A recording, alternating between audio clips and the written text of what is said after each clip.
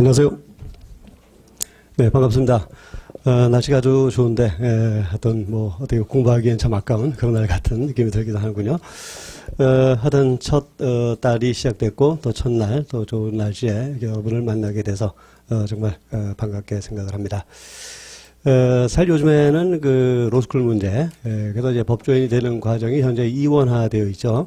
그래서 로스쿨을 통해서 되는 방법이 있고, 또 그다음에 사법시험을 통해서 되는 방법이 있고, 사실 그 사이에서 이렇게 이쪽으로 갈까, 저쪽으로 갈까 하면서 방황하는 분들이 상당히 많은 것을 저도 이제 알고 있습니다.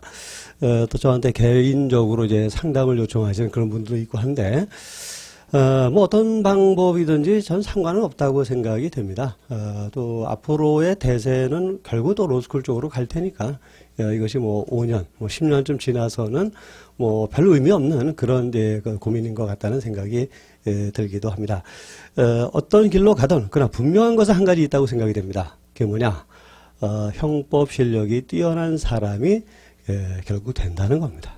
그거는 변하지 않을 거예요. 로스쿨 가면 좀 공부를 덜 해도 되고, 또 사시 가면 뭐 좀 더 해도 되는 이런 거는 전 절대로 없다고 생각이 듭니다. 그러니까 너무 그런 거에 어느 쪽으로 가야 이게 좋으냐, 방황할 필요 없습니다.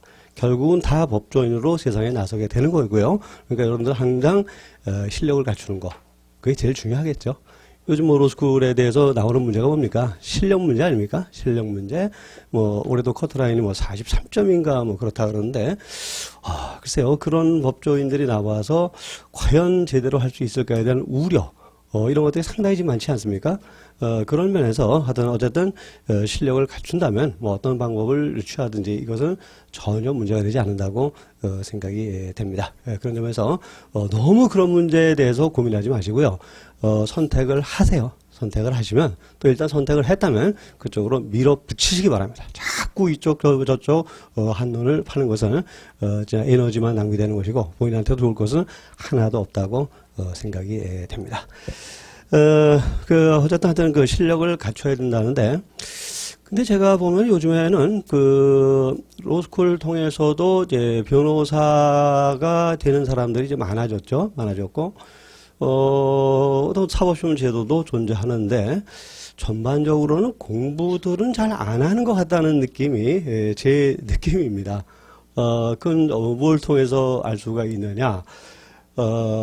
이 형법 요론이라는 교재가 사실 한 15년 정도 수험서로 이제 많이 사용이 되어 왔었는데, 그 출판사 사장님의 전화를 받아보면 알 수가 있어요.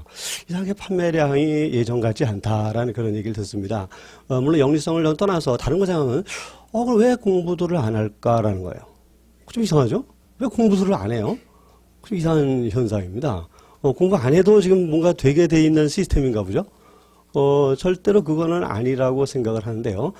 제가 보기에는 뭔가 이제 긴장감, 이런 게 좀 떨어지지 않았나라는 느낌입니다.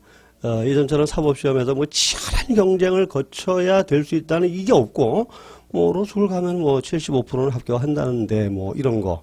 뭐, 사법시험의 경우도 뭐 신규 진입자도 별로 없고, 뭐, 그 다음에 이런 식으로 하면서 뭔가 분위기가 좀 이완된 듯한 이런 느낌이 들어요. 이게 분위기입니다, 지금. 솔직히 말해서. 그러니까 이런 분위기는 도리어 여러분들한테는 기회가 됩니다. 남들이 약간 이렇게 끈을 풀고 쉬고 있을 때, 누군가가 매진한다면 그 사람이 결국 그 열매를 따게 되는 것이라고 생각이 됩니다. 그러니까 어쨌든 적당히 해서 될 수 있는 것은 전혀 없다고 생각을 하시고요. 하여튼, 최선을 다해서 하여튼 공부하는 것이 필요하다고 생각이 됩니다. 우선 최근에 출제 경향에 대해서 좀 말씀을 좀 드린다면요. 지금 완전히 판례 돌풍이 불고 있는 느낌입니다. 물론 이미 경찰이라든가 검찰이라든가 법원직 같은 공무원 시험에서는 뭐 예전부터 벌써 판례 돌풍이 불었죠. 그래서 뭐 심할 때는 95% 정도가 판례가 나오고요. 나머지 5%는 그저 조문 물어보는 정도. 미수 처벌 규정 있는 범죄 이런 거 물어보는 이런 식의 문제가 요즘에 그냥 공무원 시험의 일반적인 경향이 되고 있습니다. 그래도 사실은 사법시험은 좀 자존심을 좀 지키고 있었어요. 그래서 한 3년 전까지만 해도 사법시험은 이론이 한 40 내지 50%가 나오고 나머지가 판례였습니다. 근데 이제 변호사 시험은 또 그렇지 않았어요. 변호사 시험은 판례 비중이 거의 80% 이상이 될 정도로 상당히 높은 상황인데, 근데 요즘 보니까 사법 시험도 슬슬 그 대세란 거를 따라가고 있더라고요. 올해 문제도 그렇고 이론의 비중은 자꾸 줄어들면서 판례 비중이 늘어나는 그런 상황으로 가고 있습니다. 근데 실제 출제를 담당하신 교수님들을 만나서 제가 이제 이의를 제기하죠. 문제를 제기하죠. 아니 사법시험에서조차 이렇게 판례 일변으로 출제를 해버리면 도대체 이론을 공부하지 말라는 거나 마찬가지인데 그렇죠. 어떠한 법조인들을 만들어내려고 그러시느냐 하고 제가 약간 항의성 담긴 얘기를 좀 합니다. 그렇죠. 일단 탄탄한 이론적 기초가 있어야 그걸 기초로 해서 우리가 판례를 이해할 수 있는 것인데 그런 것도 없이 그냥 무조건 판례를 암기하는 식으로 해도 될 정도로 출제해버리면은 또 이거 도대체 어떻게 하자는 거냐 하는 문제. 그래서 판례 일변으로 출제해버리면요. 사법시험 문제 수준이나 일반 순경 문제 수준이나 차이가 없어요. 똑같으니까. 다 판례니까. 차이가 없어요. 그럼 과연 앞으로 뭐 예를 들어서 여러분들이 뭐 검사가 돼가지고 수사 지휘권을 가지고 어떤 경찰관들에 대해서 수사 지휘를 할 때 더 아는 게 있냐는 거예요. 도대체 그러면. 더 아는 게 있냐는 거예요. 없다는 거죠. 그럼 여기서 이제 거꾸로 이제 경찰 측에서는 그런 얘기를 할 수도 있겠죠. 니들이 우리보다 더 아는 게 뭐가 있느냐? 똑같지 않느냐? 봐라, 문제 봐라. 똑같지 않느냐? 니네들이 우리를 지휘할 수 있는 근거가 도대체 어디에 있는 거냐? 이런 얘기도 나올 수가 있어요, 사실은. 충분히 나올 수가 있는 겁니다. 이건 뭐 공개되지는 않은 얘기긴 합니다만, 그 경찰 수사권 독립론이 나올 때마다 진짜 서로 얼굴 붉히면서 어떤 책상에 앉아가지고 논쟁을 벌이는 사람들은 실제로 그런 얘기를까지 한다 그래요. 문제 봐라. 우리 문제가 니들보다 왜 뭐가 떨어지느냐 이런 식의 얘기. 이런 식으로. 또 그런 문제까지도 있다고 생각이 듭니다. 어쨌든 판례가 중요하니까 판례를 또 우리가 등한시 할 수는 없겠죠. 그래서 하여튼 판례를 철저히 공부한다는 것이 매우 중요합니다. 어떤 사법시험의 경우도 이제 거의 80%를 넘을 정도로 어떤 판례가 매우 중요합니다. 그러나 그렇다고 판례를 무조건 외우자 뭐 그렇게 하는 분들도 있기는 한데 절대로 우리는 그렇게 해서는 안 됩니다. 좀 멀리 내다보자고요. 여러분들은 단순히 합격만이 목표가 아니라 정말 법조인으로서 이 세상에 나가가지고 어떤 사건을 접했을 때 나름대로 그것을 평가할 수 있고 이해할 수 있고 분석할 수 있는 그런 능력이 필요하다고 볼 수 있지 않겠습니까? 그래야 사실 최고의 법조인이 되는 거지. 그저 판례 그냥 답만 외워가지고 시험을 통과하는 거 거기선 잘 될지 몰라도 그러나 먼 안목으로 본다면 자기 인생 앞길을 막는 거나 똑같다는 생각이 듭니다. 그러니까 여러분들은 이론적 기초를 탄탄하게 다진 상황에서 판례를 공부해야지 이론적 기초도 모르면서 무조건 판례만 암기하면 된다는 식으로 가는 것은 정말 위험한 일이라고 생각되고 먼 훗날 후회할 일이라고 생각이 됩니다. 그런 점에서 이제 이번 강의는 일단 이론을 우리가 철저하게 다지는 것에 중점을 두기로 하겠습니다. 또 물론 이제 그렇다고 판례를 뭐 전혀 안 하는 건 아니고 판례를 항상 그 이론과 연결지어서 또 그 리딩 케이스 중심으로 해서 이 이론이 판례에서 이렇게 나타나는 것이고 또 학자들의 생각과 우리 대법원 판사들의 생각은 이런 점에서 조금 지각의 차이를 가지고 있구나라는 거 이런 것들을 이해하는 쪽으로 우리 해서 강의를 진행을 하는 것으로 하겠습니다. 그런 점을 여러분께서 잘 이해를 해 주시기 바랍니다. 또 그다음에 최근에 사실 여러분들이 책을 바꿔야만 되는 이제 그 사건이 발생해 버리고 말았죠. 개정판이 나왔다 이게 아니라 형법이 2번씩이나 개정이 됐습니다.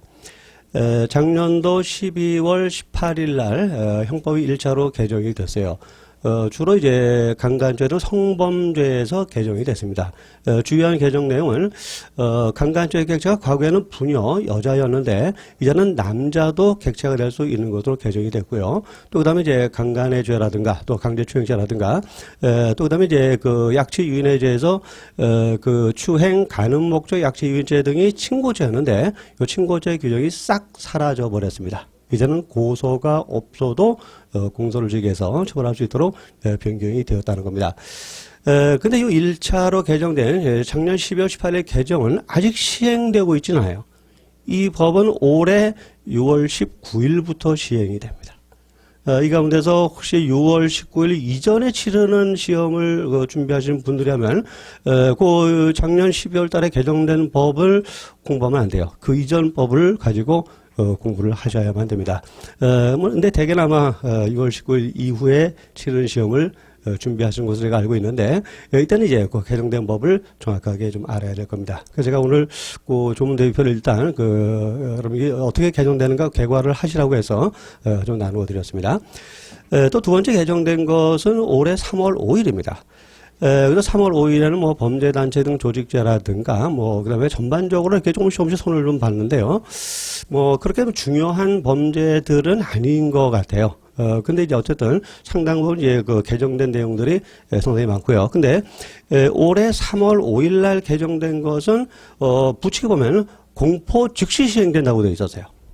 그러니까 작년 10월 달에 개정된 것은 공포 즉시 시행되는 것이 아니라 공포 후 6개월이 지나서 시행된다고 되어 있었는데 올해 3월 5일 개정 법률은 공포 즉시 시행된다고 되어 있었는데 공포가 됐죠. 4월 5일 날 공포가 됐습니다. 그래서 두 번째 개정된 게 이미 시행이 되고 있고요.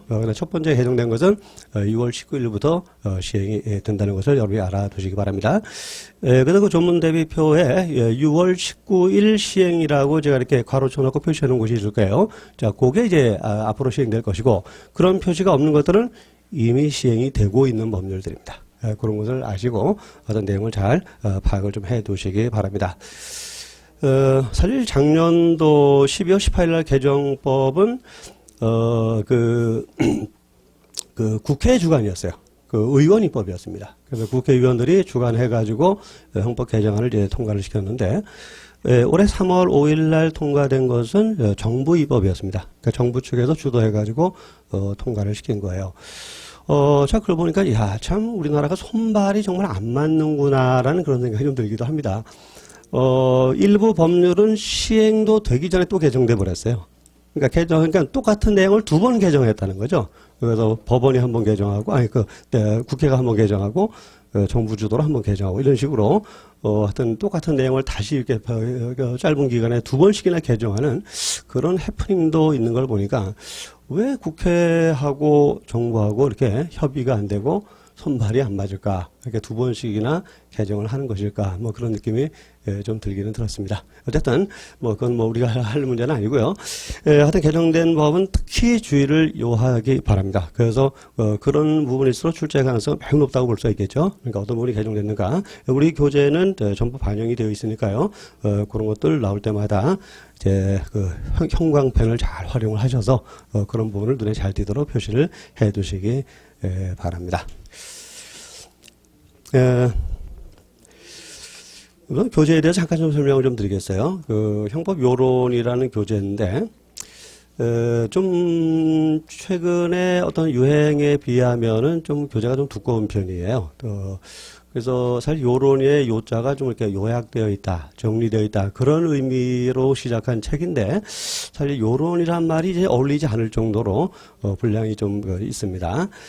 근데 분량이 늘어난 원인이 뭐냐? 판례 때문입니다. 총론과 강론을 다 합쳤을 때는 약 1900페이지가량의 책이 되는데요. 이 1900페이지 가운데서 판례가 차지하고 있는 분량은 몇 페이지 정도가 될까요? 약 1100페이지가량입니다. 이 교재에서. 요 총론 강론 합쳤을 때. 그래서 이론이 차지하고 있는 부분은 약 800여 페이지밖에 안 됩니다. 정말 요즘 책은 굉장히 얇은 책이에요, 사실은. 이론만 생각한다면은 이 책은 진짜 요론입니다, 요론. 그러나 판례를 다 담다 보니까 요론이 아니라 무슨 원론 같은 이런 같은 느낌을 주는 책이 됐습니다. 그러니까 분량에 일단 현혹되지 마세요. 굉장히 얇은 책입니다. 이론은 800페이지밖에 분량이 없어요. 제가 근데 판례를 왜 다 담아놓냐? 요즘 판례가 중요하지 않습니까? 판례 비중이 매우 늘어나죠. 따라서 교재가 저는 그 이론 기본서의 역할만 해서는 안 된다는 게 제 생각이었어요. 이 책 보고 저 책 보고 따로따로 하기는 참 어렵지 않습니까? 그렇기 때문에, 이 형법 교재가 있다면, 이론 교재뿐만 아니라 판례 교재로서의 역할도 충분히 수행할 수 있도록 해야 된다는 게 저의 생각이었어요. 그래서, 거의 모든 판례를 다 담게 된 겁니다. 그러니까 여러분이 괜히, 두꺼워. 난 얇은 거 볼래. 이건 어떻게 보면 참, 이 책 내용을 이해하지 못하는 그런 태도예요. 도리건 굉장히 얇은 책입니다. 왜냐하면, 다른 책을 본다면은 또 판례집을 따로 봐야 되는 이런 수고가 있는데, 그런 거를 생략해 주거든요. 그러니까, 한 권으로 다 끝낼 수 있도록 해야 된다는 겁니다. 사실은 제가 생각하고 있는 교재는 항상 그겁니다. 한 권으로 끝낼 수 있도록 하자. 이겁니다, 사실은. 한 권으로 끝낼 수 있도록 하자. 어떻게 하면 학생들이 한 권만 보고도 시험이 될 수 있을까 하는 거. 그런 고민을 제가 많이 하고 있어요. 그런 과정에서 이런 그 요론이라는 어떤 약간 이런 존재가 나오게 되는데요. 하여튼 여러분께서 그걸 이해를 하시고요. 따로 판례집을 볼 필요는 없습니다. 물론 뭐 자기가 이제 판례를 내가 얼마나 익혀나 테스트를 해보기 위해서 객관식 문제집의 형태로 된 것을 한번 풀어보는 그런 건 괜찮아요. 문제 푸는 거는 그건 뭐 전혀 그 문제가 되지 않겠죠. 그러나 어쨌든 뭐 이거 이외에 판례집을 따로 공부해야 된다 이런 부담은 절대 안 가지셔도 됩니다. 요 자체로서도 충분하다고 볼 수가 있어요. 그래서 그런 내용들을 제가 서문에 좀 꼼꼼히 써놨는데 한번 서문 꼼꼼히 읽어보시면은 이 교재가 의도하는 바가 좀 정확하게 이해가 될 것이라고 생각이 됩니다. 하여튼 그래서 하여튼 그 이론을 철저하게 기초를 닦고 그 기초 아래에서 또 이제 판례의 체계를 잡아갈 때 그런 것들이 그 탄탄한 형법 실력을 갖게 하는 것이고 또 여러분들이 앞으로 시험을 합격하고 또 시험에 나가서도 정말 훌륭한 법조인이 되는데 도움이 될 것이라고 생각이 됩니다. 그래서 뭐 이게 뭐 제가 뭐 자랑하는 것처럼 들릴까봐 뭐 좀 그렇긴 합니다만은 사실 요론에서 이제 그 기본 이론의 체계에 따라서 판례를 저도 이제 체계화시켰어요. 그러니까 판례들을 그냥 산만하게 늘어놓은 게 아니라 각 논점별로 뭐 긍정한 판례, 부정한 판례, 뭐 비교해야 될 판례, 관련된 판례 식으로 쭉 정리를 해놨는데 제가 그 가끔 실무자들로부터 좀 그 좋은 연락을 받습니다. 너무 편리하다는 겁니다. 너무 편리하더래요. 예를 들어서 어떤 검사가 있는데 뭐 횡령죄편 수사를 하게 됐다. 횡령죄 뭐 공부 좀 하시면 알겠습니다만 판례가 얼마나 많습니까? 뭐 정말 논점도 다르고 쟁점도 다른 판례들이 굉장히 많은데 이 사건과 관련된 판례를 하나 딱 찾아낸다는 게 어떻게 보면은 굉장히 힘든 일이에요, 사실은. 그냥 그 덤불 속에서 바늘 하나 찾아내는 것 같은 그런 정도로 굉장히 번잡스러운 일입니다.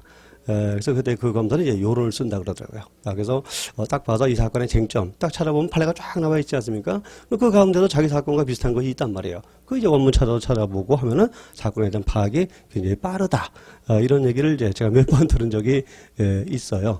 그런 면에서 이론에 맞추어서 판례를 체계화한다는 것이 우리가 시험에 있어서뿐만 아니라 실무에 나가서도 굉장한 어떤 실력을 가져다주게 된다는 거 그런 점을 여러분께서 이해를 해두시기 바랍니다. 자, 뭐 오늘 첫날이라 제가 좀 서론이 좀 길었는데 이제는 뭐 이런 잔소리 이렇게 많이 하지 않고 어떤 본론 중심으로 이론 중심으로 진행을 해나가기로 하겠습니다. 자, 그러면 제1장 형법의 기본 개념 제1절 형법의 의의와 성격부터 보기로 하겠습니다. 그 전에 목차를 보세요.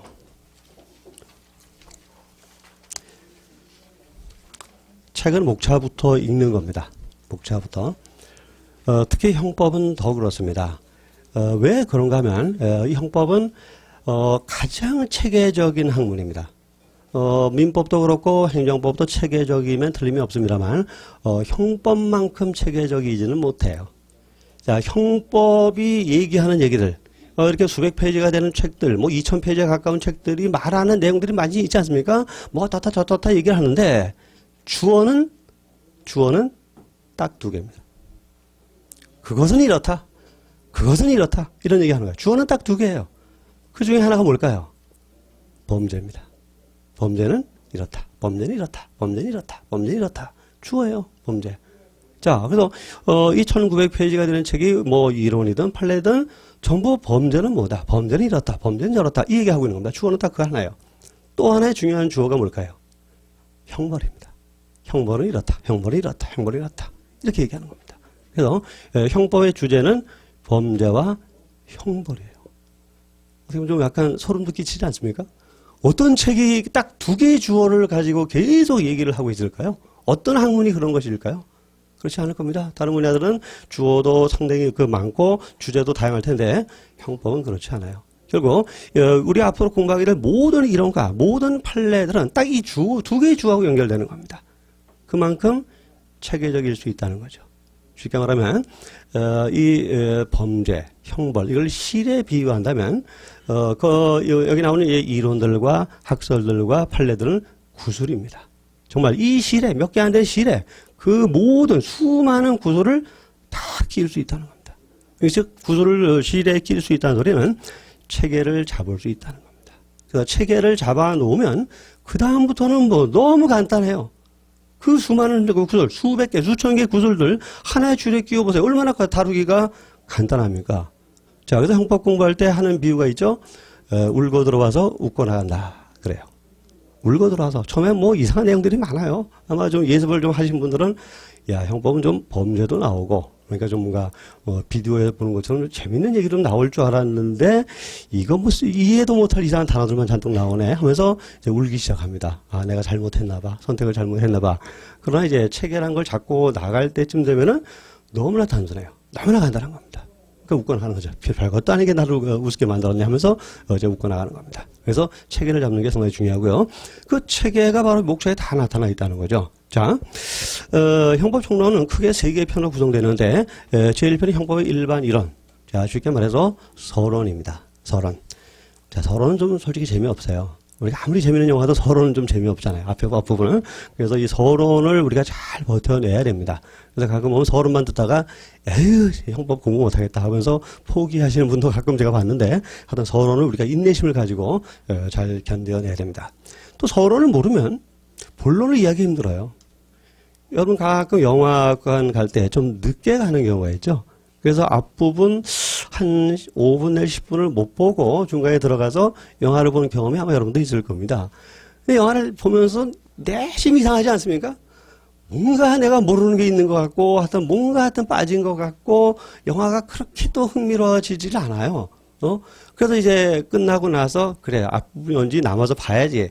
앞부분 보면은 별것도 또 아니에요. 괜히 지루한 음악만 쭉 나오고 뭐 등장인물 몇 사람 이렇게 얼굴 비춰주고 그런 건데 근데 사실 지루하지만 그거 모르면은 영화 전체를 이해하는데 굉장히 어려움을 가져다 주게 된다는 겁니다. 그거예요. 그러니까 여러분들이 서론을 잘 해야 됩니다. 이게 뭐 첫 단추가 되는 거죠. 첫 단추를 잘 껴야 다음도 이제 잘 끼게 되는 것처럼 하여튼 서론 지루하다고 해서 불평하지 마시고요. 서론을 잘 이해하셔야 됩니다. 자, 이제 본론이 바로 제2편하고 제3편입니다. 제2편 뭐예요? 범죄론. 뭘 얘기하는 겁니까? 범죄란 무엇이냐? 이걸 설명하고 있는 거예요. 또 제3편 형벌론. 이게 뭐냐? 형벌이 뭐냐? 이걸 설명하고 있는 겁니다. 그 다음에 끝. 간단하죠? 그렇죠? 그러니까 형법 총론. 넓게 말하면 강론의 주제는 딱 두 가지입니다. 범죄와 형벌이라는 거죠. 이 범죄와 형벌을 다루고 있는 그 법률이 바로 우리가 공부하게 될 형법이라는 법률이 되는 겁니다. 아주 간단하죠? 자, 그럼 다시, 그럼 이제 목차는 넘어서 참고문헌까지 뭐 암기하실 필요는 없고요. 형법의 제1편 서론이죠. 일반 이론에서 제1장 형법의 기본 개념에서 형법의 개념을 우리 한번 정확히 보기로 하겠습니다. 자, 형법이란 범죄 성립 요건과 그에 대한 법적 효과로서의 형사 제재를 규정한 법규의 종체를 말한다. 자, 형법을 정의했죠. 자, 그래서 하나가 범죄고 또 하나가 형사 제재입니다. 형사 제재 가운데 가장 중요한 것은 형벌이죠. 그러나 최근에는 보안처분도 중요하기 때문에 형벌과 보안처분을 합쳐서 형사 제재라고 말합니다. 그러나 가끔은 보안처분을 생략해버리는 경우도 있어요. 그냥 형벌이라고 말해버리는 경우도 있습니다. 그러니까 보안처분까지 포함시켜서 그냥 형벌 이렇게 말해버리는 경우도 있다는 겁니다. 그러니까 어떤 개념이 때로는 좁게 사용되는 경우도 있고 넓게 사용되는 경우도 있으니까 이런 것을 이제 문맥을 통해서 우리가 그 의미의 광역을 잘 파악할 수 있도록 해야 됩니다. 자, 그래서 형법이 규정하고 있는 건 첫째 범죄입니다. 또 하나가 이제 형사 제재. 자, 보안처분을 생략하고 형벌만 한번 써보겠습니다. 그럼 범죄는 뭐고 형벌은 뭐고 양자는 어떤 관계를 가지고 있을까요? 자, 그 답이 벌써 개념 속에 나타나 있어요. 자, 범죄의 성립 요건과 자, 범죄는 요건입니다. 자, 범죄라는 요건을 갖추게 되면은 어떤 효과가 발생하게 될까요? 형벌이라는 효과가 발생하게 된다는 겁니다. 그래서 형벌은 바로 효과를 말하는 겁니다. 자, 여기서 이 법학의 아주 기본적인 어떤 체계가 나왔네요. 바로 요건과 효과라는 겁니다. 여러분 아마 학교 법대 다니신 분들은 다 아실 겁니다. 법대 주관식 문제가 나왔을 때 도저히 뭐 목차가 생각 안 난다. 이럴 때 최소한 과락을 면하는 방법이 있죠. 어떻게 하는 겁니까? 네 가지 목차를 쓰면 돼요. 첫째, 의. 그 다음에 성질, 뭐 성격. 세 번째, 요건. 네 번째, 효과. 이렇게 쓰면 됩니다. 이게 법학의 뼈대예요. 뼈대. 자, 예를 들어서 민법의 경우는 뭐 손해배상이라는 효과는 어떤 요건을 갖췄어야 발생합니까? 불법 행위라는 요건을 갖췄을 때 발생하게 되는 거죠. 그래서 요건이 불법 행위가 요건이고 손해배상이 효과죠. 마찬가지입니다. 형법도 형벌이란 법적 효과를 규정하고 있고, 그럼 어떤 경우에 형벌이란 법적 효과가 발생하느냐? 바로 범죄란 요건을 갖추었을 때 발생하게 된다는 것입니다. 그래서 범죄는 요건이고 형벌, 형사제재는 그에 대한 법적인 효과가 되는 것입니다. 자, 그럼 어떤 경우에 범죄가 성립했다고 할 것이냐? 즉 범죄의 성립 요건은 과연 도대체 뭐냐 하는 문제가 있겠죠. 범죄의 성립 요건은 뭐냐? 여기서 좀 미리 나가본다면 일반적으로 세 가지 요건을 제시합니다. 첫째, 이것을 범죄라고 하기 위해서는 일단 법률에 정해진 구성요건에 해당해야 됩니다. 자, 구성요건 해당성, 간단히 구라는 말로 요약을 하겠습니다. 구성요건 해당성. 이게 제일 중요해요. 여러분이 앞으로 실무를 나가서 어떤 사건을 접했을 때 이게 범죄냐 아니냐, 이 판단을 여러분이 하셔야 돼요. 그렇죠? 여러분이 판사가 돼서, 검사가 돼서, 변호사가 돼서, 자, 이거 누구한테 물어볼 겁니까? 여러분이 최고의 판단자입니다. 여러분 스스로 판단하셔야 돼요. 그럼 이 사건이 도대체 어떠한 범죄의 구성요건에 해당하는가를 평가할 수 있어야만 됩니다. 두 번째, 이 구성요건에 해당하는 행위는 두 번째로 위법하다고 평가가 돼야 됩니다. 따라서 적법하다면 역시 범죄가 될 수 없겠죠. 뭐 적법한 범죄라는 건 있을 수가 없어요. 위법해야만 범죄가 되는 겁니다. 또 이것만 가지고 안 되고 세 번째, 책임이 또 있어야 됩니다. 책임. 이 세 가지가 범죄의 성립 요건입니다. 구성 요건, 해당성, 위법성, 책임입니다. 자, 다시 목차로 돌아가 보겠습니다. 자, 2편 범죄론을 보세요. 제1장 범죄론 기초가 나와 있는데 역시 이것도 범죄론에서의 서론이에요. 서론. 이건 생략하고 두 번째 제2장 구성요건은 뭡니까? 이 구성요건이 도대체 뭐고 또 구성요건 요소에는 어떤 것들이 있으며 또 어떤 경우에 구성요건에 해당한다고 할 것이냐, 그걸 설명하는 겁니다. 구성요건과 관련된 것들 일반적으로 설명하고 있는 게 구성요건론이고요. 제3장 위법성은 역시 두 번째 거죠. 범죄가 성립하기 위해서는 두 번째로 위법해야 되는데 그 위법성이 뭐냐, 또 불법이라는 개념과는 어떤 차이를 갖고 있느냐, 또 위법성은 적극적으로 평가할 것이냐 아니면 소극적으로 평가할 것이냐, 또 다양한 위법성 조각 사유들에 대해서 위법성론 쪽에서 우리가 다루게 된다는 것입니다. 자, 다음에 제4장이 책임론이에요. 이 바로 책임이죠. 범죄의 최종적인 성립 요건입니다. 자, 구성요건에 해당하고 위법하다고 해서 범죄가 되는 것이 아닙니다. 가끔 우리는 위법 행위와 범죄 행위를 같은 의미로 쓰는 경우가 있는데 형법은 양자를 엄격하게 구별합니다. 위법하다고 범죄 행위가 되는 것이 아니고 위법할 뿐만 아니라 책임까지 인정이 돼야만 비로소 범죄 행위가 되고, 범죄 행위가 되면 그에 대해서 우리는 형벌의 효과를 가할 수 있게 된다는 것입니다. 그러니까 앞으로 이제 그렇게 쓰면 안 돼요. 가끔 기자들도 위법 행위와 범죄 행위를 혼동해서 쓰더라고요. 기사를 읽어보면 그냥 범죄 행위인데 위법 행위다 이렇게 말했어요. 그 틀린 얘기가 사실은. 왜냐하면 구성요건 해당성과 위법성은 있지만 책임이 없는 행위도 있어요. 이때는 위법 행위이지만 범죄 행위는 아니라는 겁니다. 그러면서 여러분들은 양들을 정확하게 구별해서 사용할 수 있어야 됩니다. 어쨌든 제4장이 이제 책임론이고, 자, 근데 또 있죠. 그 다음 보시면, 미수론과 이제 정법 및 공법론, 죄수론이 나옵니다. 이건 좀 예외적인 현상들입니다. 우리가 책임론까지는 완성된 범죄, 자, 결과가 발생한 것을 우리가 기수라고 부르죠. 그래서 기수라고 부르는데, 근데 범죄가 미완성된 경우가 있어요. 이걸 미수라고 부릅니다. 그래서 이 미수론에서는 미완성된 범죄를 다루게 됩니다. 미수론. 그래서 미수에는 장애 미수가 있고 또 중지 미수가 있고 불능 미수가 있고 또 그다음에 예비 음모란 것이 이 속에 들어가 있습니다. 그런 것들을 이제 공부하는 것이고 또 우리가 이제 구성요건 해당성과 위법성과 책임 또 미수론까지는 무엇을 전제로 해서 공부를 하느냐 1인에 의한 단독범을 전제로 해서 공부를 하게 됩니다.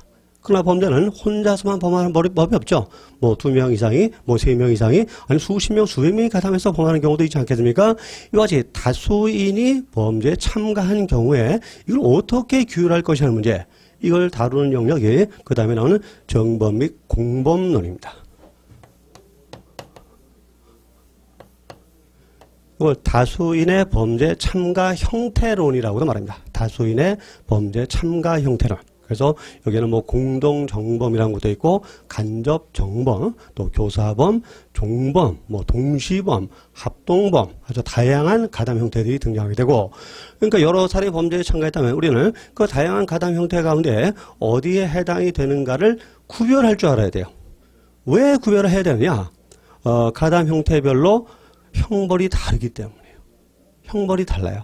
그러니까 어떤 형벌을 가할 것인가를 결정짓기 위해서는 여러 사람이 지금 범행에 가담했는데 이걸 교사범으로 볼 것이냐 종범으로 볼 것이냐 뭐 간접정범이냐 공동정범이냐 동시범이냐 합동범이냐 이런 것들을 여기서 이제 우리가 구별을 할 수 있어야 된다는 것입니다. 이 구별 못하면 뭐 과할 형벌을 정할 수가 없게 되는 것입니다.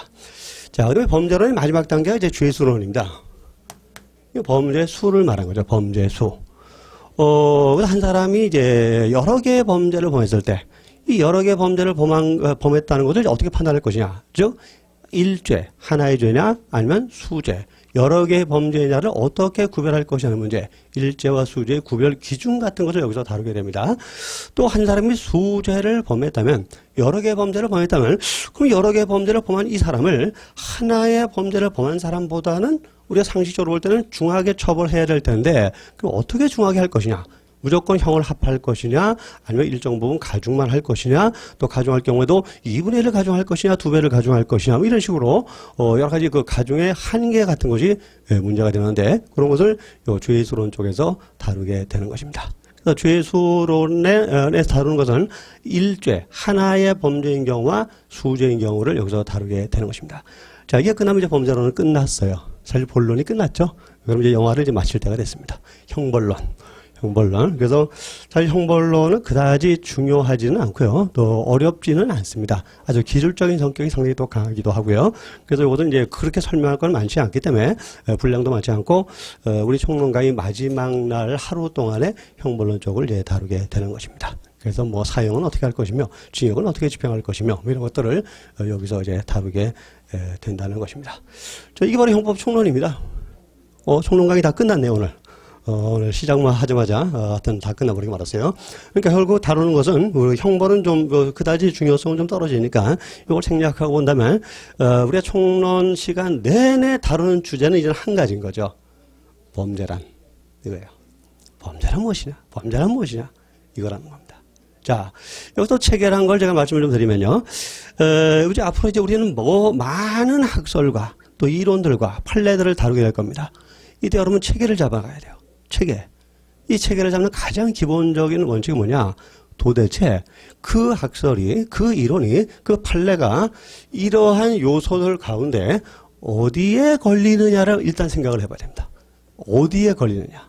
이게 구성요건론에서 논의되는 것인지 아니면 뭐 위법성론에서 논의되는 것인지를 일단 머릿속에 각인을 시켜야 돼요.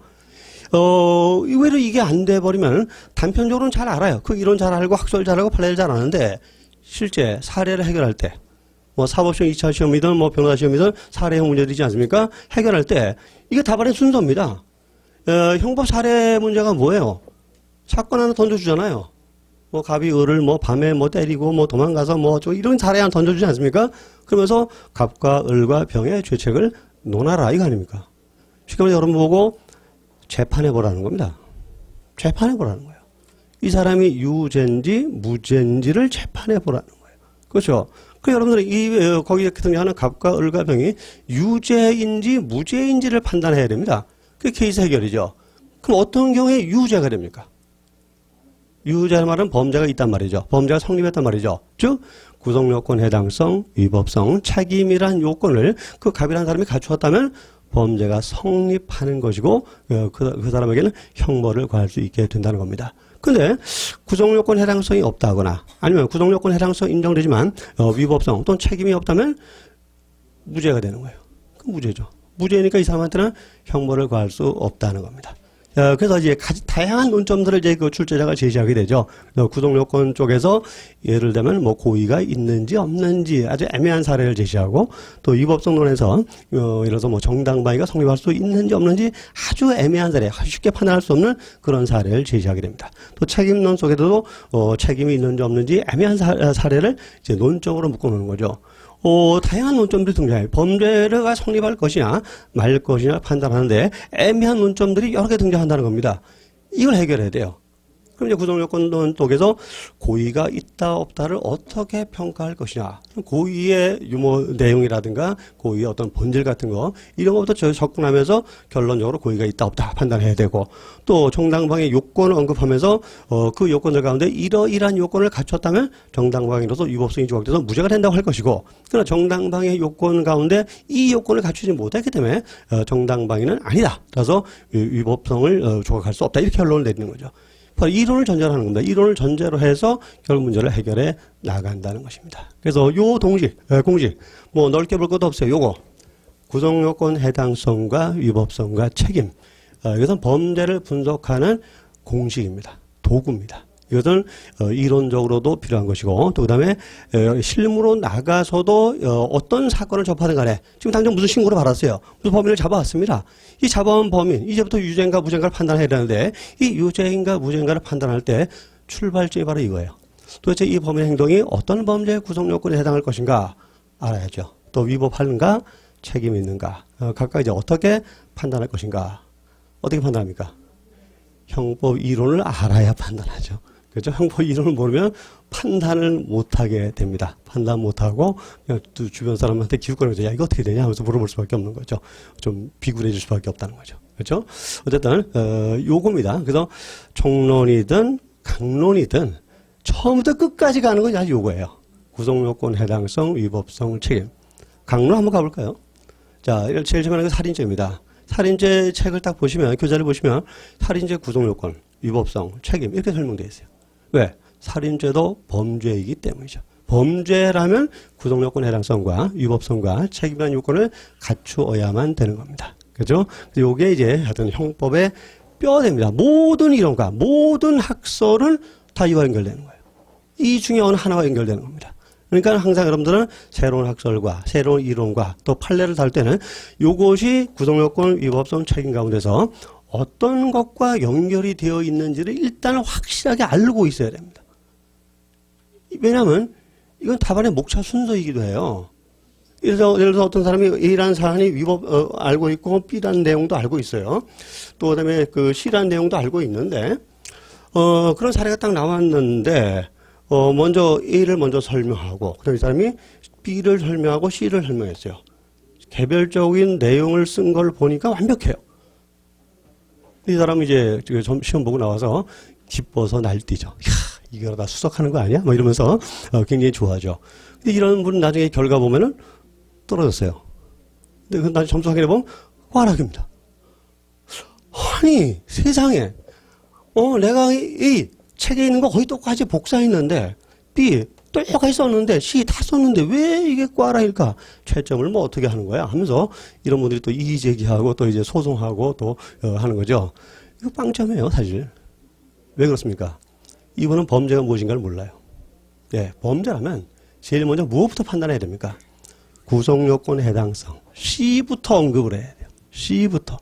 어떤 범죄의 구성요건에 해당하는지도 모르면서 위법한 걸 평가한다는 것은 전혀 의미가 없는 겁니다. 무의미한 것이고 형법적 사고체계에서 훨씬 벗어나 있는 겁니다.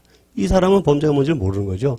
그러니까 뭐 제가 채점자라도 쓱 보고 읽지도 않아 이런 답안은 그냥 쫙 그리고 동그라미 하나 크게 그려줍니다. 자, 빵점이에요. 왜? 범죄가 뭔지 전혀 모르고 그냥 단편적으로 외웠다고 밖에 할 수가 없기 때문이죠. 이것이 과연 체계라는 것이 중요하다는 것을 보여주는 겁니다. 그래서 형법의 경우는 2차 시험 논술 문제에서 목차 걱정하실 필요가 없어요. 목차가 이거거든요.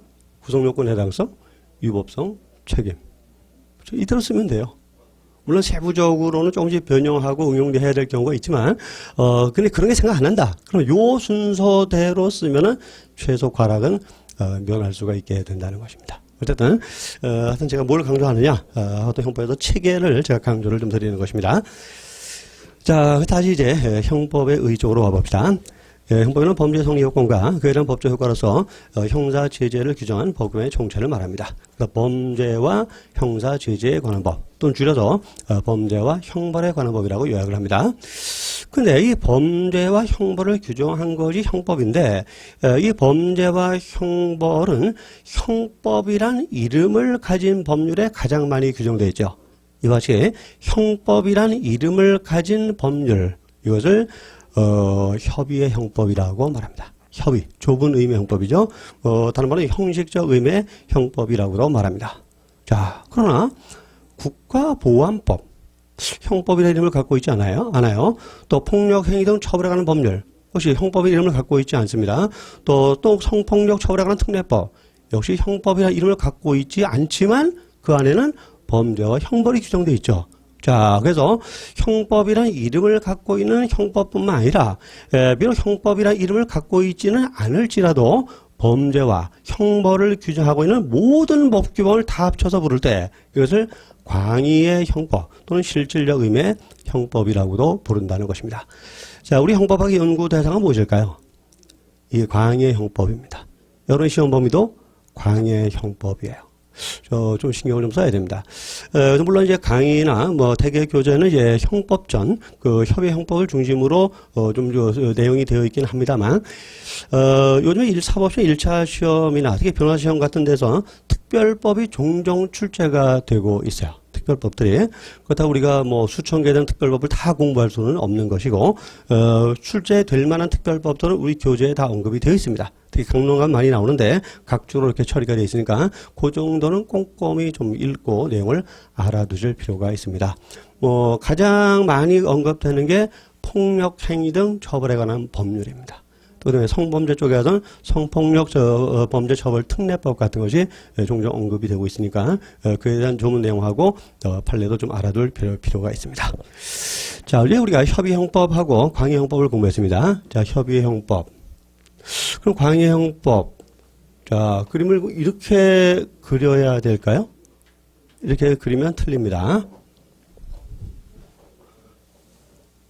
자, 여기 협의의 형법인데 광의 형법은 이렇게 그립니다.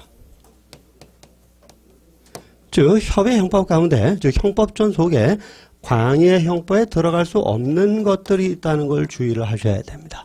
자, 그 예를 좀 기억하셔야죠. 그 협의 형법 아래쪽에 나와 있는데 가장 대표적인 것이 친고죄의 고소 같은 겁니다. 친고죄의 고소, 이 고소라는 것은 공소 제기의 유효 조건이에요. 자, 공소제기 유효 조건이라면 이것은 형법적인 사안이 아니라 형사소송법적인 요소입니다. 형사소송법적인 거예요. 자, 형사소송법은 형법이 아니라 절차법이죠. 그죠? 이거 형법에 들어갈 수 없는 겁니다. 그 다음에 양형의 조건 같은 거, 형의 집행도 마찬가지죠. 형의 집행법 같은 것을 형집행법, 행형법, 이런 것에서 다뤄야 되는 거지, 형법에서 다루는 것은 원칙적으로 아닙니다. 근데 이제 그 조문의 그 책의 편의상, 그런 것들이 형법전, 협의의 형법 속에 일부 들어와 있는 경우가 있다라는 겁니다. 그것은 협의의 형법엔 들어와 있지만 광의 형법, 즉 실질적 의미의 형법은 될 수 없다는 거. 왜냐하면 범죄와 형벌 자체를 규정한 내용은 아니기 때문이라는 거, 그런 것을 기억을 해두시기 바랍니다. 자, 그다음에 이제 질서위반법이라는 개념을 한번 보기로 하겠습니다. 어떤 가변한 사람이 길 가다가 길가에 침을 탁 뱉었어요. 불쾌하죠. 바라보기만 해도 불쾌하고. 이 사람을 갖다가 그러면 이제 처벌을 해야 될 겁니다. 근데 우리가 알고 있는 처벌은 형벌이에요. 형벌. 근데 형벌을 가하기 위해서는 좀 번잡스러운 절차를 거쳐야 됩니다. 첫째, 침을 뱉는 행위가 범죄라고 형법에 일단 규정이 되어 있어야만 됩니다.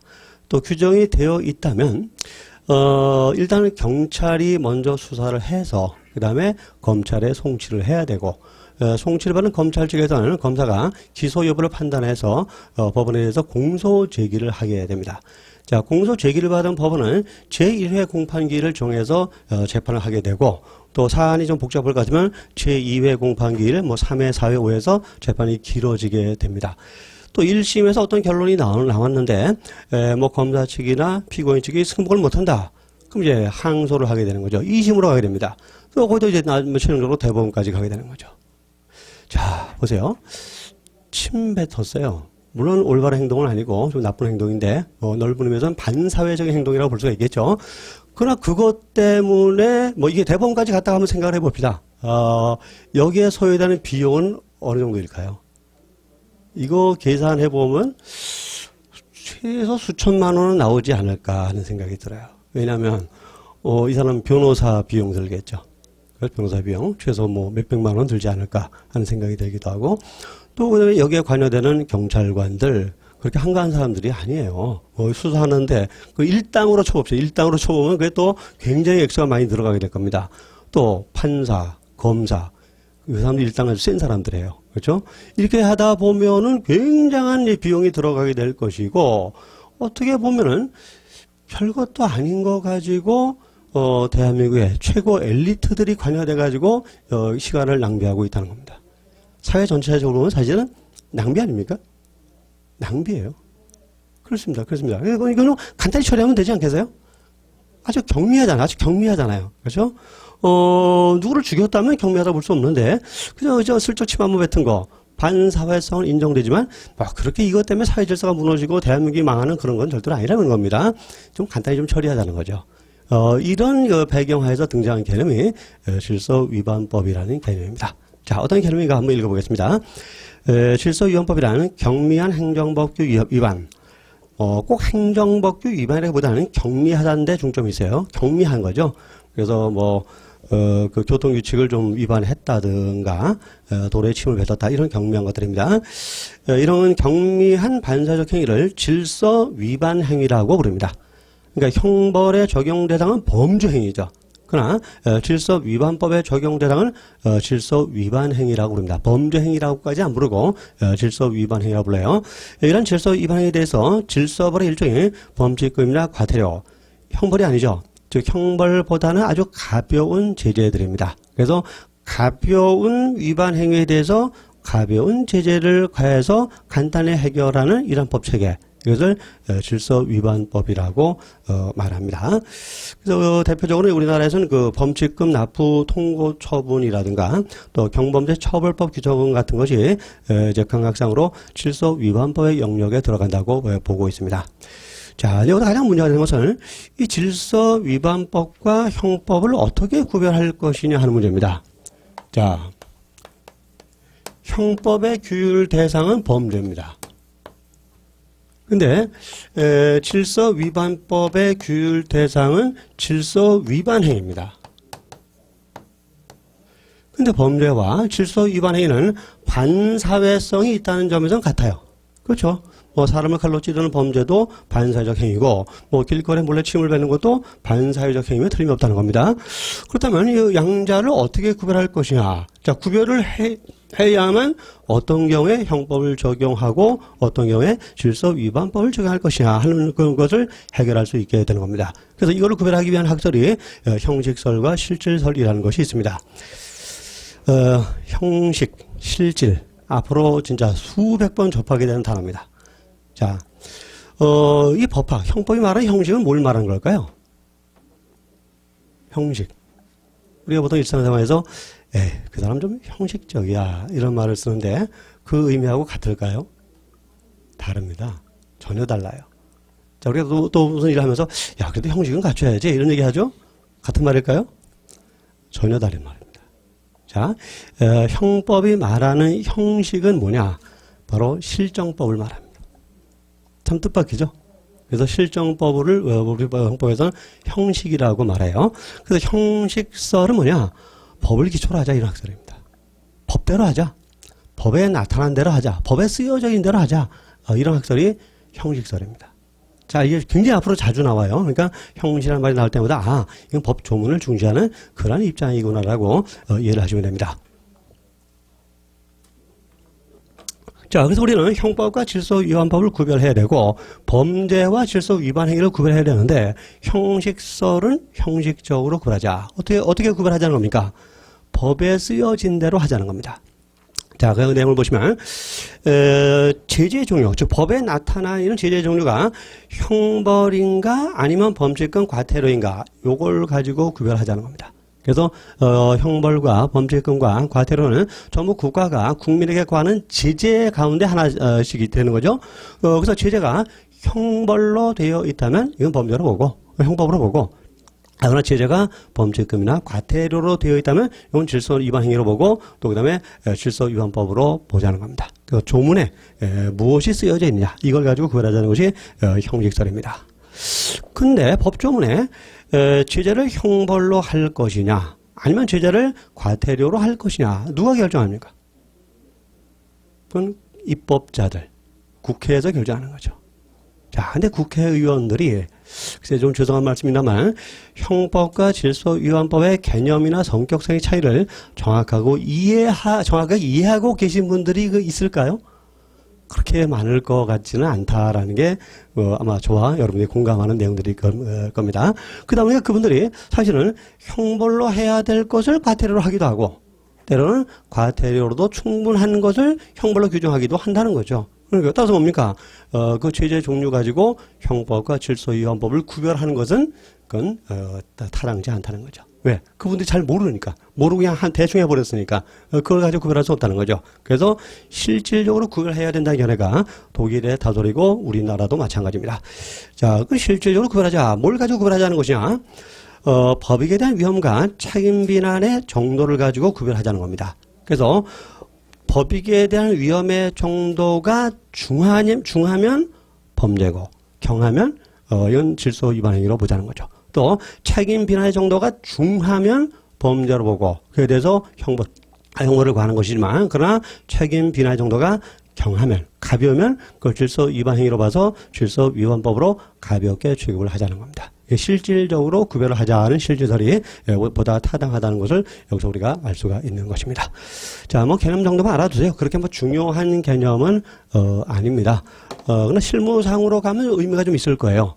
비슷한 사안에 대해서 형법을 적용할 것이냐 아니면 경범죄 처벌법을 적용할 것이냐에 대해서 약간 헷갈리는 경우도 있을 수가 있기 때문이죠. 일단 결국 실질설적 관점에서 위험의 정도, 비난의 정도, 중하냐 경하냐 이걸 가지고 판단하는 것이 합리적이라고 볼 수가 있는 것입니다. 자, 이번 형법의 의의를 봤습니다. 형법의 의의는 단 두 마디로 요약이 됩니다. 결국 범죄와 형사제재 또는 범죄와 형벌이죠. 그래서 요건으로서의 범죄와 효과로서의 형사제재를 규정하는 모든 법규범의 총체를 우리는 형법이라고 정의하게 되는 것입니다. 자, 근데 대한민국에는 형법만 법인 게 아니죠. 뭐 민법도 있고 헌법도 있고 행정법도 있고 상법도 있고 뭐 한 4천여 개의 법률이 존재하고 있습니다. 그럼 그 다른 법률에 대해서 비해서 형법은 어떠한 성격을 갖고 있느냐? 이게 바로 형법의 성격에 문제가 되는 거죠. 우선 형법은 공법이에요. 자, 여러분이 힘들어하는 민법은 사법이죠. 민법 아직 종강 안 했죠, 여러분들? 아, 저는 참 불만이에요. 그래서 사실 오늘은 참 날씨도 좋고 또 새로운 달 첫날이고 정말 산뜻하게 정말 이렇게 강의를 좀 시작을 하고 싶어요, 저도. 근데 강의실에 들어와 보면 이상하게 학생 여러분들은 지쳐 있어요.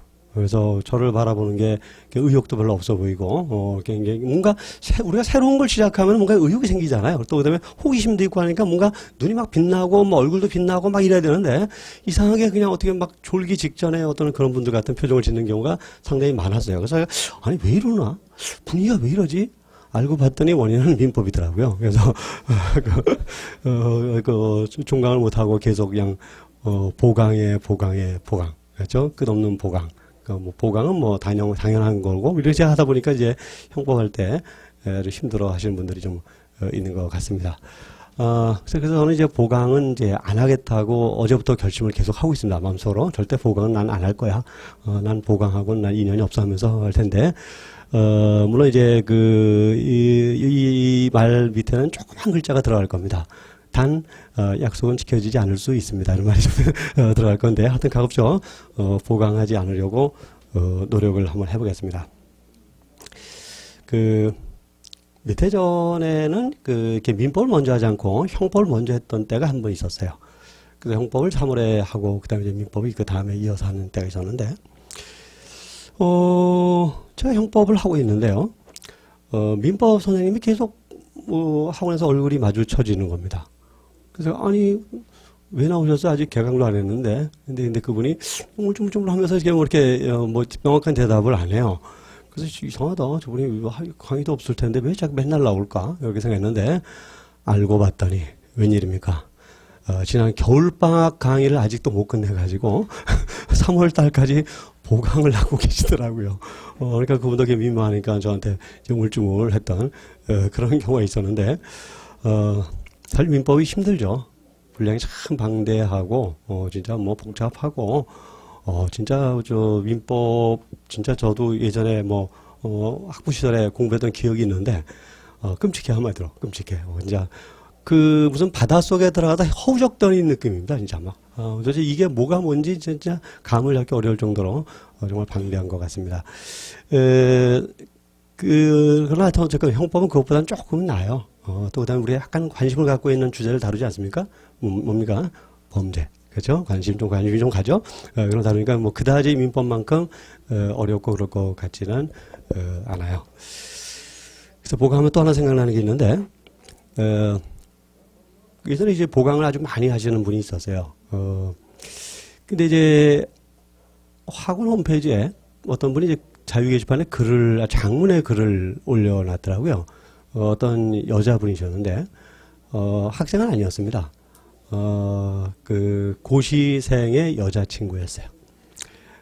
그 장문의 그 내용이 한때 화제가 됐었는데, 뭐냐면, 자기 남자친구가 이제 이 서울에 올라와서 사법시험 2차 준비를 하고 있는데, 집은 이제 지방이라는 겁니다. 자기도 지방에 있고. 그래서 남자친구는 이제 주말이면은 내려오거나, 아니면 자기가 이제 서울에 올라와서 일요일 잠깐 몇 시간 차도 한잔하면서 데이트를 한다는 겁니다. 근데 지금 한 달째, 그 남학생이 내려오지도 않고, 또 자기 보고 올라오지도 말라고 한다는 겁니다. 자기는 정말 보고 싶고, 또 고생하는데 뭔가 좀 해주고 싶은데, 전혀 지금 한 달째 만날 수가 없어서 마음이 너무 지금 졸여진다는 거예요. 근데 왜 못 내려오고 못 올라오게 하느냐? 보강 때문에. 일요일 날 계속 보강을 한다는 거예요. 그래서 보강이 있으니까 야 놀러 올라오지 마 나무 내려가 이렇게 해서 못 만난 지가 한 달이 됐다는 겁니다. 그래서 여학생이 이제 호소를 하는 겁니다.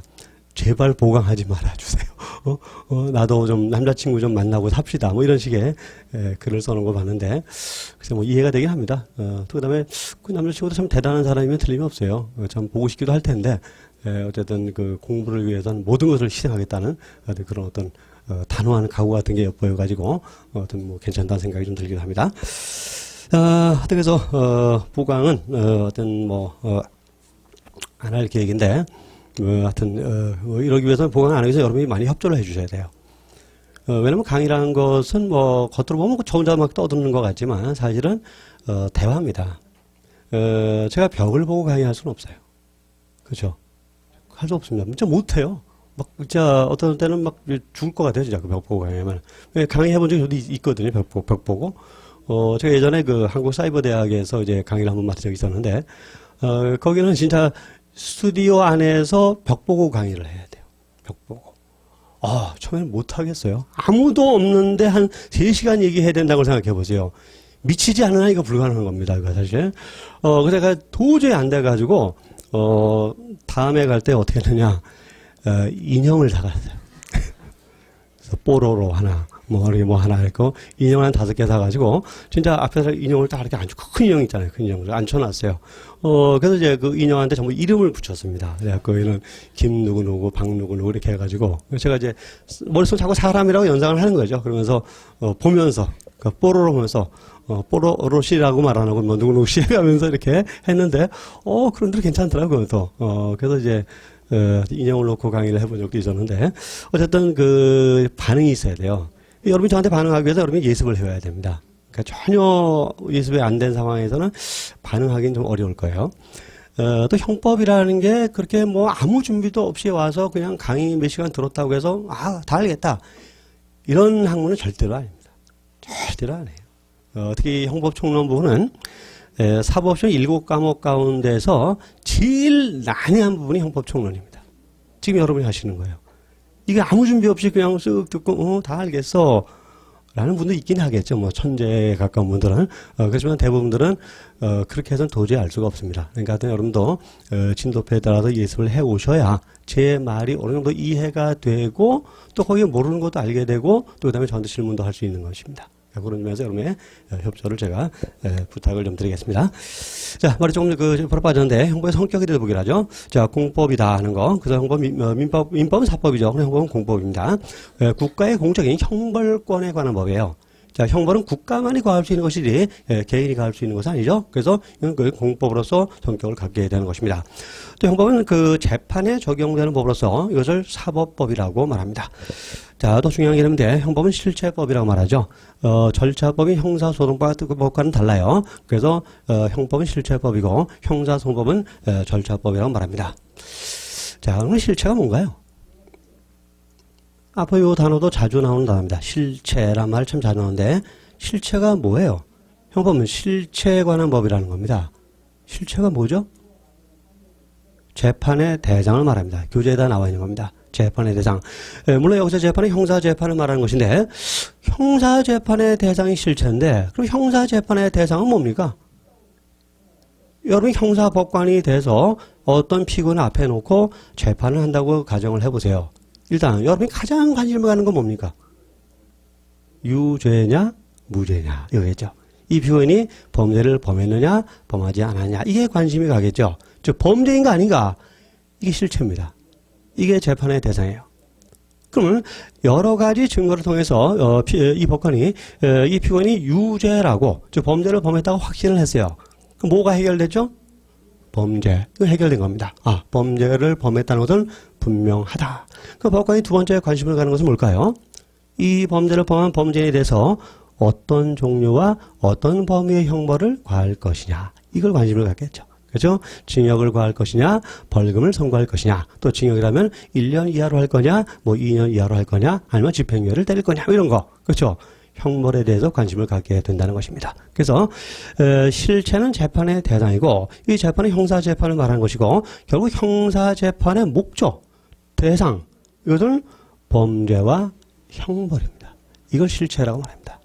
그래서 형법은 범죄와 형벌에 관한 법이죠. 근데 범죄와 형벌은 실체죠. 그래서 형법을 실체법이라고 부른다는 것입니다. 자, 이해가 되시죠? 그래서 형법은 범죄와 형벌에 관한 법이고 그래서 이걸 실체법이라고 부릅니다. 근데 형사소송법은 실체법이 아니라 절차법이에요. 예를 들어서 갑이라는 사람이 A를 살해했다. 그래서 살인죄로 이제 처벌을 하게 되는데 뭐 살인죄를 범한 것처럼 보여지긴 합니다. 그러면 그냥 교도소에서 와서 그냥 데려가서 교도소에 감금해 놓습니까? 아니죠. 이 사람이 살인죄를 범했는지 범하지 않았는지 또 살인죄를 범했다면 어떤 형벌을 가할 것인가를 정한 다음에 교도소로 보내게 되는 거죠. 그 정하는 과정이 뭡니까? 재판이죠. 그렇죠? 넓게 말하면 수사 절차와 재판 절차, 더 나아가서 형 집행 절차, 이게 바로 절차의 문제라는 겁니다. 이걸 규율하는 것을 형사소송법이라고 말하게 되는 것입니다. 그래서 형사소송법에서는 그 실체를 다루고 있지 않아요. 즉 무엇이 범죄이냐, 무엇이 형벌이냐, 이 형법이 다루는 것이지 형사소송법이 다루고 있지 않습니다. 다만 형사소송법은 이 사람이 범죄를 범했는지 범하지 않았는지를 어떤 수단과 어떤 절차를 통해서 확인할 것이냐, 그에 대한 절차를 다루고 있다는 겁니다. 그래서 형사소송 절차를 넓게 얘기해보면 제일 처음 단계가 수사 절차입니다. 수사 절차. 자, 임의 수사가 원칙이고 구속 같은 강제서는 예외적으로 허용되는 것이고 또 수사 절차 다음 단계가 공판 절차죠. 법원의 재판 절차. 또 공판 절차에서 유죄무가 확정이 되면 형 집행 절차로 넘어가게 되는 거죠. 그래서 교도소로 가게 된다는 겁니다. 그래서 이와 같이 수사 절차, 공판 절차, 그 다음에 형집행 절차, 이거를 넓은 의미의 형사소송 절차라고 이야기를 하게 되는 것입니다. 이건 전부 형법이 아니라 형사소송법적인 문제가 됩니다. 그래서 어떤 사안이, 어떤 논점이, 어떤 제도가 실체적인 제도이냐 아니면 절차적인 제도냐가 문제가 되는 경우가 있습니다. 왜? 우리가 나중에 공부하게 될 소급표 금지의 원칙이라는 것이 있습니다. 이 소급표 금지의 원칙은 실체법적인 제도예요. 따라서 실체법에 대해서만 적용이 되고 절차법에 대해서는 적용이 되지 않습니다. 그래서 어떤 제도를 실체적인 것으로 본다면 소급표는 금지가 되는 게 원칙입니다. 그러나 어떤 제도를 절차적인 것으로 본다면 이에 대해서는 소급표 금지 원칙이 적용이 안 되기 때문에 불리한 것일지라도 소급해서 적용할 수 있게 된다는 것입니다. 그래서 실체 문제와 절차의 문제의 구별이 굉장히 중요한 논점으로 부상을 하는 경우도 있다는 걸 이해를 해 두시기 바랍니다. 자, 실체, 별거 아니죠? 범죄와 형벌을 말하는 겁니다. 그래서 범죄와 형벌을 규정하는 형법이 실제의 성격을 갖게 됩니다. 다음에 형법의 규범적 성격을 보겠습니다. 첫째, 가설적 규범이라는 겁니다. 자, 우리 형법 250조 1항은 살인을 금지하고 있습니다. 근데 형법만 살인을 금지하고 있습니까? 아니에요. 어떤 우리의 윤리와 도덕도 살인을 금지하고 있고, 또 그다음에 종교 규범, 예를 들자면 기독교의 10계명도 살인을 금지하고 있다는 것입니다. 자, 그러면 10계명에서도 제6계명에서 살인하지 말지니라라고 말하고 있고, 우리 형법 250조 1항에서도 살인을 금지하고 있는데 양자는 어떻게 차이가 날까요? 살인을 금지한다는 점은 같죠. 그러나 규정의 성격이 좀 달라요. 형법은 요건과 효과 형태로 규정되어 있습니다. 즉, 사람을 살해하면 이 요건이죠. 자, 사람을 살해했다는 요건을 갖추면은 사형, 무기 5년 이상의 징역에 처하겠다. 자, 이 형벌, 바로 효과죠. 그래서 요건, 효과 형태를 규정하고 있습니다. 그래서 이와 같은 형법을 가설적 규범이라고 말합니다. 즉, 만약에 살인을 한다면 가정하는 거죠. 만약에 살인을 한다면 사형, 무기 5년 이상의 징역으로 처벌하겠다. 이게 효과죠. 이것이 조건, 효과, 요건, 효과 형태로 규정되어 있는 것이 형법이고, 이것을 가설적 규범이라고 말한다는 겁니다. 자, 근데 기독교 10계명 제6조항 살인하면 자, 어떻게 하겠다? 효과가 나타나 있습니까? 없다는 거죠. 그냥 명령합니다. 신이 인간에게 살인하지 말라. 명령만 하지. 그 다음에 살인을 하면 어떻게 할 것인가에 대한 효과에 대해서 언급을 하고 있지 않다는 겁니다. 이것이 종교 규범이나 도덕 규범을 명령적이면서 정원적이면서 단언적입니다. 이런 점에서 차이가 난다는 거죠. 이 형법은 가설적이고 도덕 규범, 종교 규범은 명령적, 단언적인 정원 명령 형태를 취하고 있다는 차이를 기억해 두시기 바랍니다. 자, 이거 뭐 크게 중요한 것은 아니고요. 두 번째, 형법은 평가 규범 및 결정 규범의 성격을 가집니다. 자, 이건 대단히 중요한 부분입니다.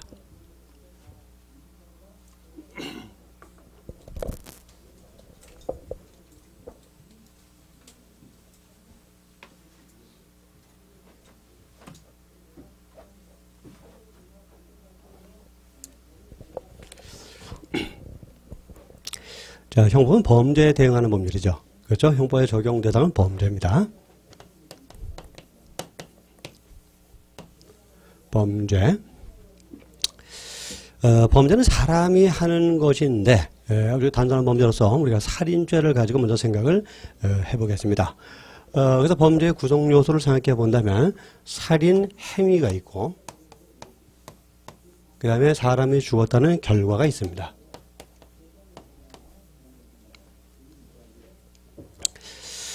또 살인행위, 예를 들어서 칼로 찔렀다라는 걸로 본다면 두 가지로 또 우리가 나누어 볼 수가 있습니다. 범인이 피해자를 칼로 찌르기 위해서는 제일 먼저 사람을 살해해야겠다는 의사결정을 먼저 해야 됩니다. 즉 의사가 먼저 나서죠. 살인의 의사입니다. 자, 살인의 의사, 내가 저놈을 죽이고야 말 거야 결심을 했죠. 그러고 나서 칼을 집어들고 다가가서 찌릅니다. 이게 뭡니까? 신체 동작이죠. 즉 거동입니다. 거동. 거동으로 되고 또 범죄에서의 이제 결과라는 걸 본다면 또 두 측면으로 분석을 할 수가 있는데요. 자, 한번 찔렀는데 조금 빗나가서 어깨에 맞았어요. 어깨를 맞았으니까 아주 치명상은 아닌 거죠. 그러니까 사망이라는 결과가 발생하지 않았고 생명이 침해되지 않았습니다. 그러나 뭐 어깨를 맞아도 뭐 많은 피가 흘러나온다든가 이렇게 과다출혈 등으로 사망할 위험성은 존재하는 거죠. 그래서 요 단계에서 발생시킨 것은 뭡니까? 위험이에요.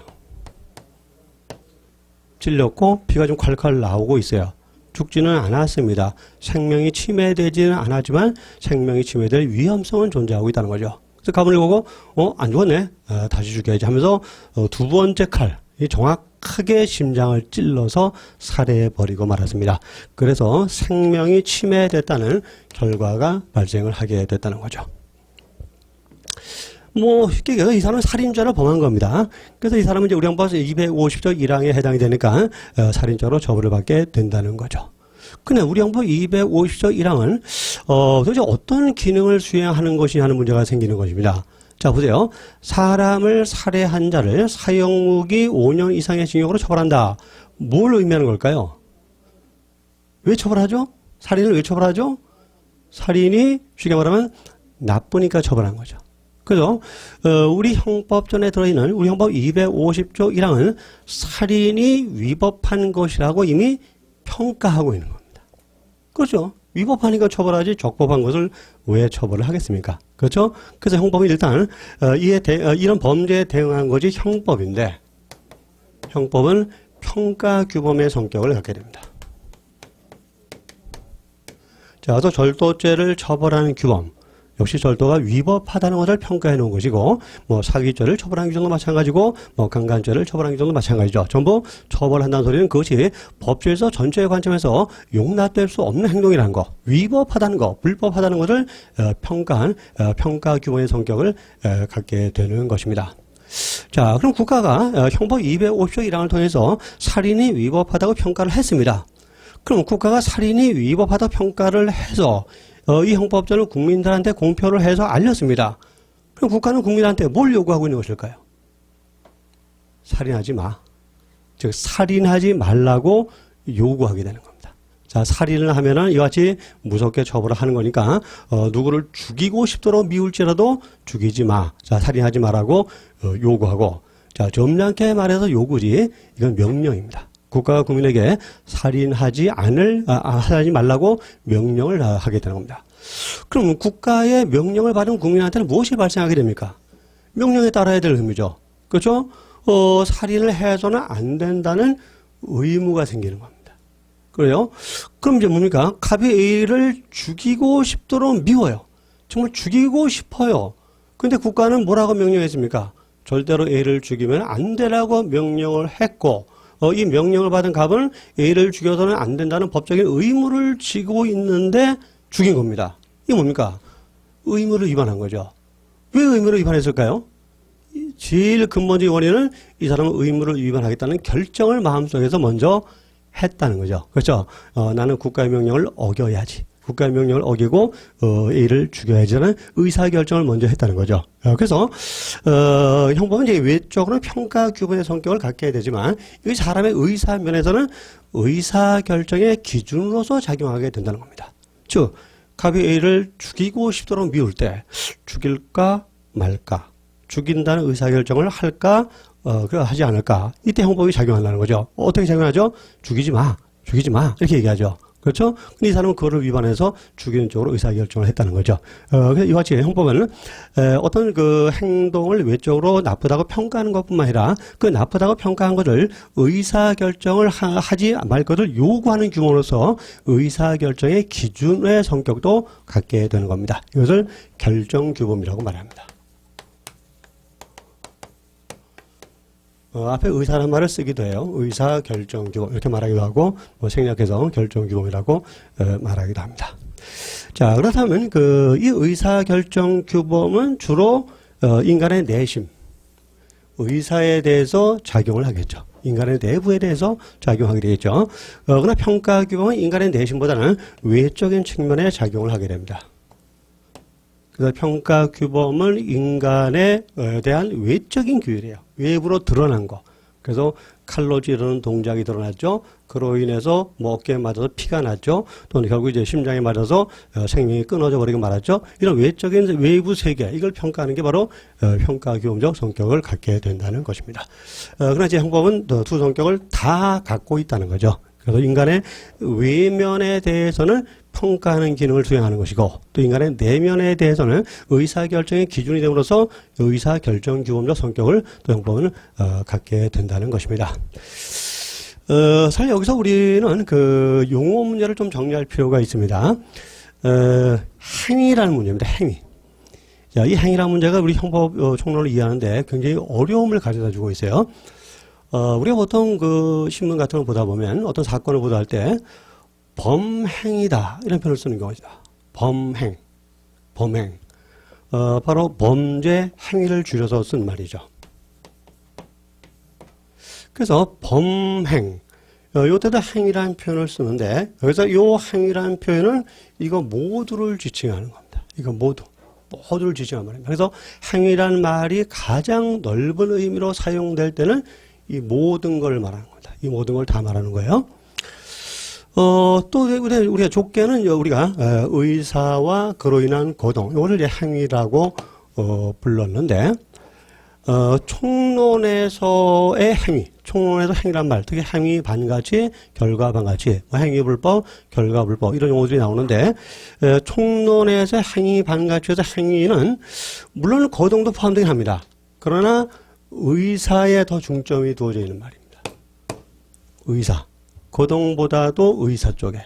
그러니까 살인의 고의에 더 중점이 두어 있는 게 행위라는 말이에요. 이게 잘 이해가 안 되죠. 사실 우리나라의 법학이 독일제이기 때문에 그래요. 독일제.